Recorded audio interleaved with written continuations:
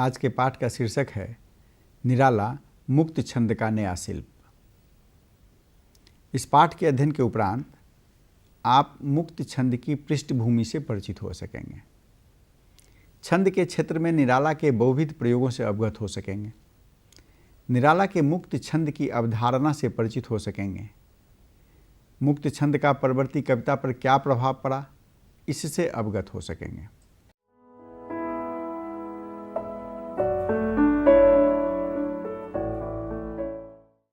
छायावाद स्वाधीन चेतना का काव्य है, इसलिए छायावादी कविता में भाव के साथ शिल्प में भी नवीनता लक्षित होती है। पुराने छंद विधान के प्रति असंतोष और नए छंद विधान के प्रति आकर्षण छायावाद में सहज ही देखने को मिल जाता है। इसकी स्वाभाविक परिणति छंदों की परंपरा के परिष्कार के रूप में हुई है। छंदों के संदर्भ में छायावादी कवियों का भावावेग सक्रिय था। उन्होंने समृद्ध पिंगल शास्त्र से उपयुक्त भाव के अनुकूल छंदों की लय का चुनाव किया और अपनी रुचि के अनुसार छंदों का चयन किया। उन छंदों की लय में निहित भावों का अनुभव कर इच्छित भाव के लिए उपयुक्त छंदों का प्रयोग किया। इसी स्वच्छंद भाव ने मुक्त छंद को जन्म दिया।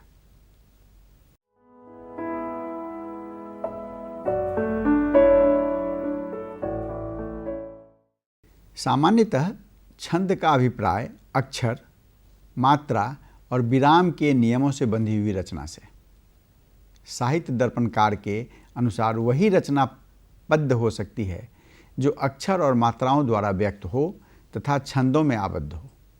छंद की दो विशेषताएं होती हैं, पहली लय और दूसरी अंत्यानुप्रास या तुक। लय को छंद की आत्मा माना जाता है। पंत मानते हैं कि कविता का स्वभाव ही छंद में लयमान होना है।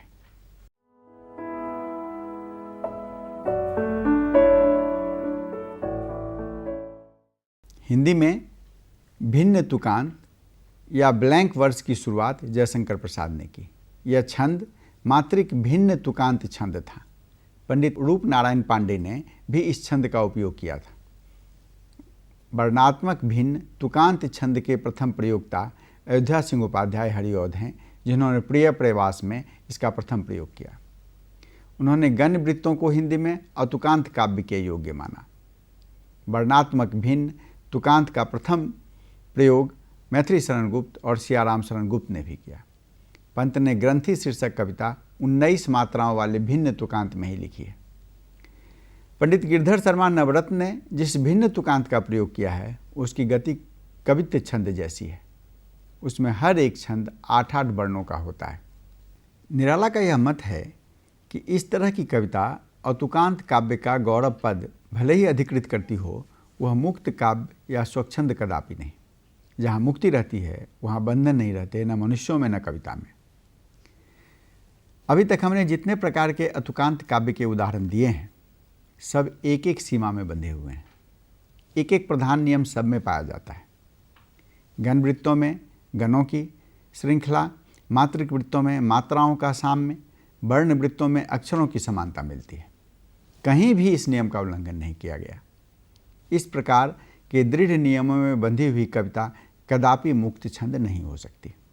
मुक्त छंद का समर्थक उसका प्रवाह ही है, वही उसे छंद सिद्ध करता है और उसका नियम साहित्य उसकी मुक्ति।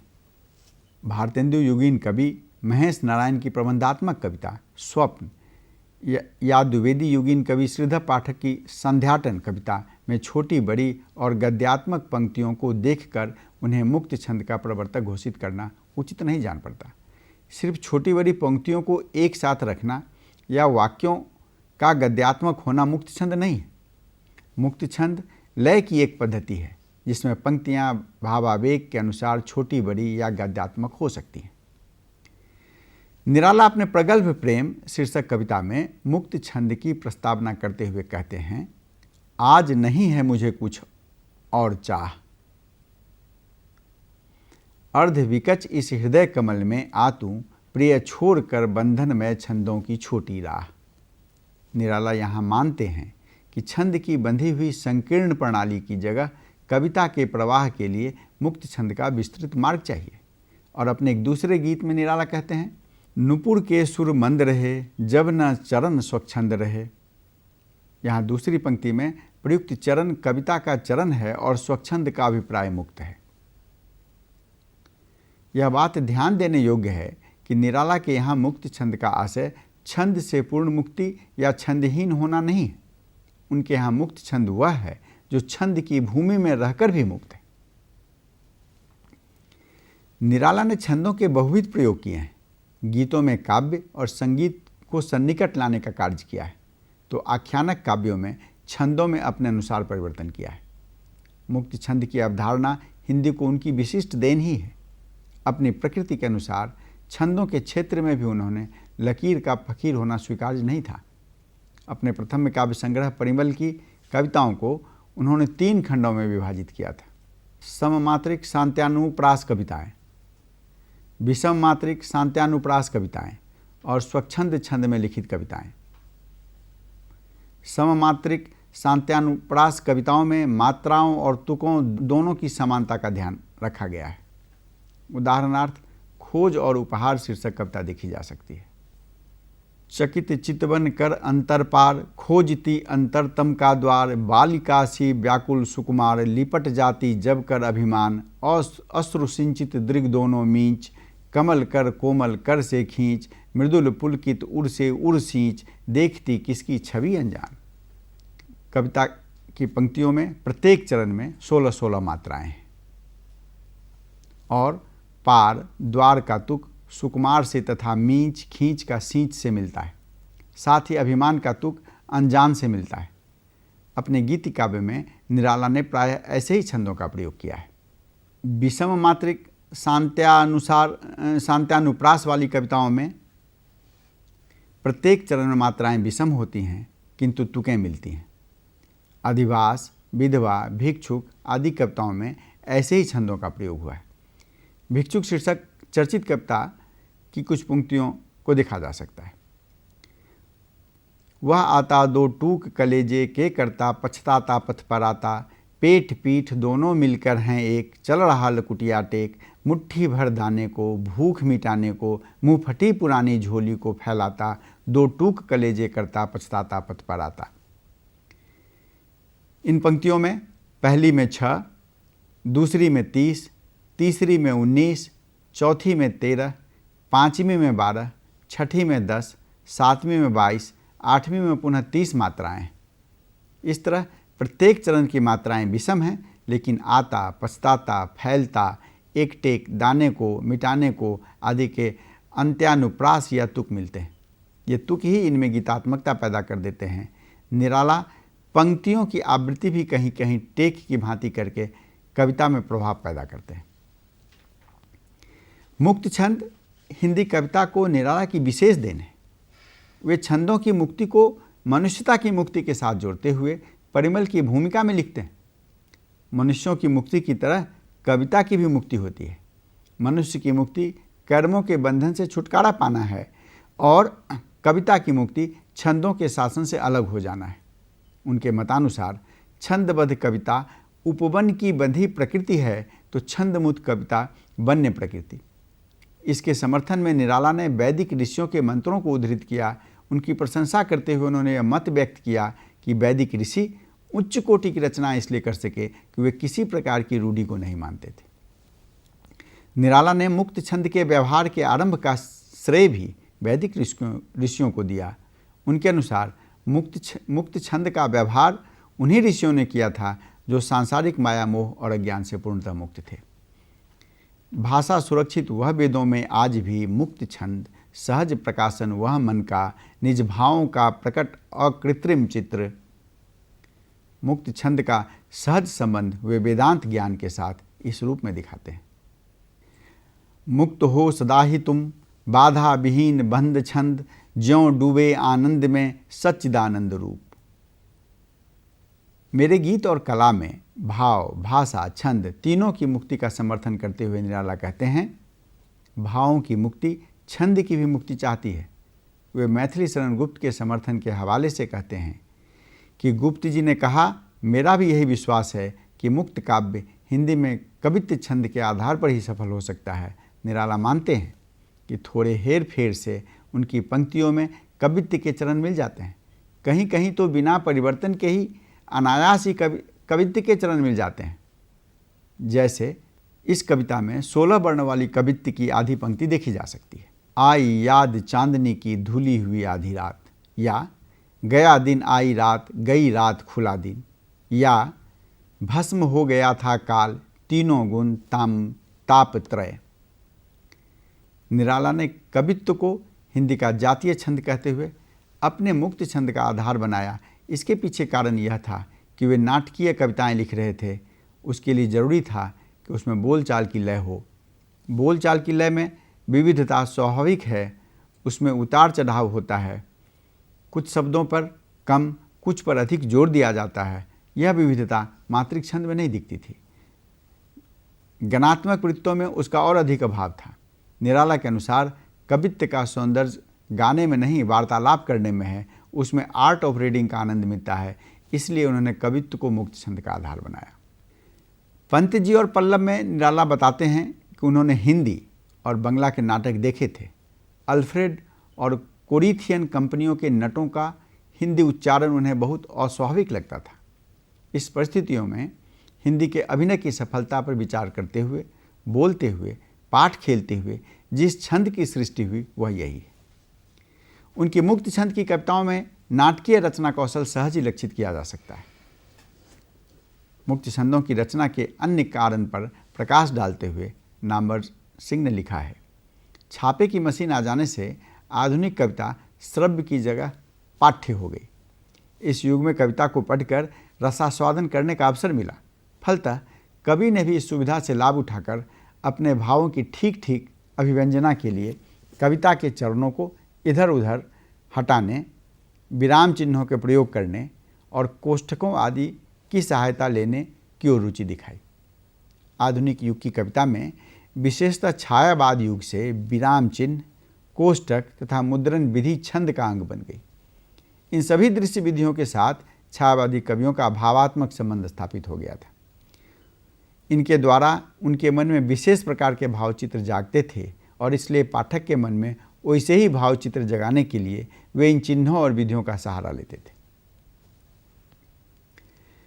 मुक्त छंद का अभिप्राय छंद मात्र से मुक्ति या छंदहीनता न होकर छंद की रूढ़ि से मुक्ति है। मुक्त छंद में मात्राओं, वर्णों, गणों या चरणों की समानता की बाध्यता नहीं होती। इसमें तुकांत का आग्रह नहीं होता और किसी न किसी तरह की लय होती है। मुक्त छंद छंद के बाह्याडंबर से मुक्त होता है किंतु उसकी लय में बंधा होता है। निराला के मुक्त छंद में इसी आदर्श का निर्वाह देखने को मिलता है। उनकी और हिंदी की पहली मुक्त छंद की कविता जूही की कली की लय घनाक्षरी की है। घनाक्षरी मुक्तक दंडक का वह भेद है जिसे कवित्व और मनहरण भी कहते हैं। यह मुक्तक वर्ण की कोटि का है। 16 और 15 अक्षर पर यति के साथ यह 31 अक्षर का छंद है। यति का प्रयोग इसमें 8-8, 8-7 के बाद होता है। चारों चरणों में समान अंत्यानुप्रास होता है। अब जूही की कली कविता देखी जाए। बिजन बन बल्लरी पर सोती थी सुहाग भरी, स्नेह स्वप्न मग्न अमल कोमल तनु तरुणी जूही की कली, दृग बंद किए शिथिल पत्रांक में। इसमें घनाक्षरी अथवा कवित्व की लय विद्यमान है। यद्यपि इसके चरण विषम हैं और तुक भी नहीं है। भावावेग के अनुकूल इसके चरणों में विस्तार और संकोच है। कवित्व छंद के प्रवाह और प्रवाह का सबसे बड़ा कारण अनुप्रास रहा है। इन पंक्तियों में बिजन बन बल्लरी, स्नेह स्वप्न, अमल कोमल, तनु तरुणी आदि में अनुप्रास का सौंदर्य देखा जा सकता है। इसके अतिरिक्त निराला के मुक्त छंद में अंत्यानुप्रास भी आते रहते हैं, जैसे जूही की कली की पंक्तियां हैं। आई याद बिछुरन से मिलन की वह मधुर बात, आई याद चांदनी की धुली हुई आधी रात, आई याद कांता की कंपित कमनीय गात। घनाक्षरी के सुनिश्चित समचरणों में स्थान स्थान पर आए भावों की गति व्यक्त करने की कोशिश नाकामयाब होती। जैसे पवन की गति को अभिव्यक्त करने के लिए निराला ने लिखा, फिर क्या पवन उपवन सर सरित गहन गिरि कानन, कुंज लता पुंजों को पार कर पहुँचा। यहाँ उपवन सर सरित गहन गिरि कानन में 17 वर्ण हैं और कुंज लता पुंजों को पार कर में 12 वर्ण हैं। इन दोनों को घनाक्षरी या कवित्त के 16 या 15 वर्ण वाले निश्चित चरण में अटाया नहीं जा सकता था। इस तरह मुक्त छंद का प्रचलन भाव स्वच्छंदता की आवश्यकता से जुड़ा हुआ है। यहाँ छंद के अनुसार भावों को नहीं ढलना होता है, बल्कि भावों के अनुसार छंदों को आकार लेना होता है। निराला की मुक्त छंद की अवधारणा के साथ उनकी जो रचनाएं प्रकाशित हुईं, आरंभिक विरोध के बाद उनकी बृहत्तर स्वीकृति हुई और व्यापक प्रभाव पड़ा। जूही की कली, जागो फिर एक बार, शेफालिका, भिक्षुक, महाराज शिवाजी का पत्र आदि कविताएं मुक्त छंदों को प्रतिष्ठापित करने वाली कविताएं हैं। मुक्त छंद का सर्वाधिक प्रबल पक्ष उसकी अभिव्यक्ति क्षमता है। इसमें भाव और विचारों की बगैर किसी अवरोध के सहज अभिव्यक्ति संभव है। छंदबद्ध कविताओं की तुलना में अलंकरण का भाव इसके निर्बाध संप्रेषण का आधार स्तंभ है। इसका प्रवाह प्रसंग के अनुसार बदलता रहता है। यदि दुखात्मक स्थलों पर इसमें सहज ही ठहराव आ जाता है, हाय री यशोलिप्सा, अंधे की दिवस तू, अंधकार रात्रि सी, तो प्रबोधन की भूमिका का निर्वाह करते समय इसमें मंथरता लक्षित होती है। सोचो जरा, क्या तुम्हें उचित है कभी लोहा जो अपने ही भाइयों से अपने ही खून की अंजलि दो पूर्वजों को, धर्म जाति के लिए दिए हों जिन्होंने प्राण, कैसा यह ज्ञान है। लक्ष्मण के पौरुषपूर्ण आवेग की अभिव्यक्ति में त्वरा दर्शनीय है। सूटी पर ज्यों बिजली सी टूटती सुमित्रा माँ, शत्रु पर त्यों सिंह सा झपटता है लखनलाल, देखा नहीं कोप इसका परशुधर प्रसंग में, अथवा वन गमन समय किंबा जब आए भरत चित्रकूट पर्वत पर। निराला द्वारा मुक्त छंद में लिखी गई व्यंग्यात्मक रचनाओं में सामान्य जनजीवन की यथार्थ पृष्ठभूमि के कारण प्रवाह में स्वाभाविक रूप से विषमता और आकस्मिकता दृष्टिगत होती है। इससे इन रचनाओं का सौंदर्य भी बढ़ जाता है। आधुनिक सभ्यता के छल छद्म पर किया गया यह तीक्ष्ण व्यंग प्रवाह में गद्यात्मक होते हुए भी व्यंजना से भरपूर है। पोपटी किरणों का जाल फैला, दिशाओं के होठ रंगे, दिन में व्यस्याय जैसे रात में, दगा की सभ्यता ने दगा की।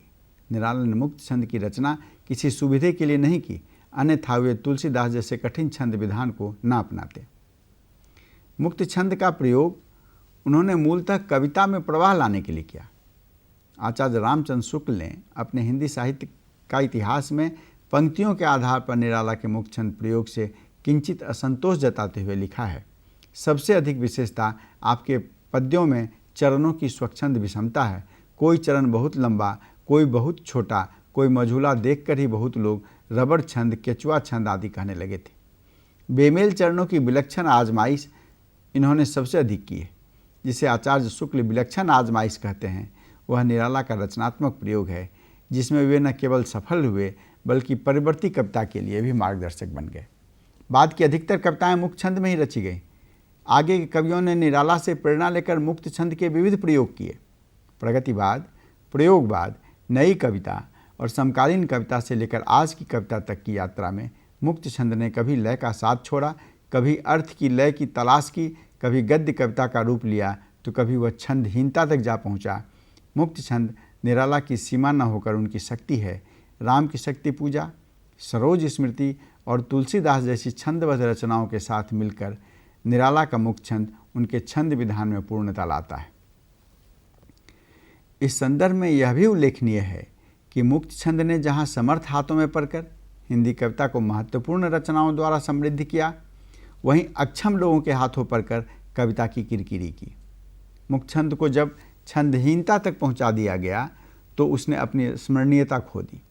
लय के अभाव में कविता निष्प्राण सी हो गई और आम जनता क्या आम पाठक से भी दूर हो गई। संभवतः इसलिए निराला ने मुक्त छंद के लिए छंद की भूमि में रहना अनिवार्य माना था और मुक्त छंद को छंद बनाने की शर्त उसमें विद्यमान प्रवाह या लय को स्वीकार किया था।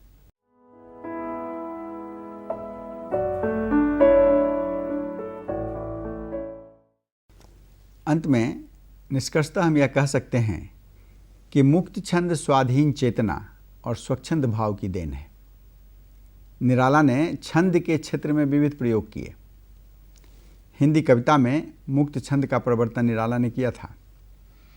मुक्त छंद का अभिप्राय छंद की रूढ़ि से मुक्ति है। निराला ने भावों की मुक्ति के लिए छंद की मुक्ति की बात की। निराला ने कवित्व को मुक्त छंद का आधार बनाया। निराला के अनुसार कविता में आर्ट ऑफ रीडिंग का आनंद मिलता है और परवर्ती कविता पर मुक्त छंद का गहरा असर पड़ा।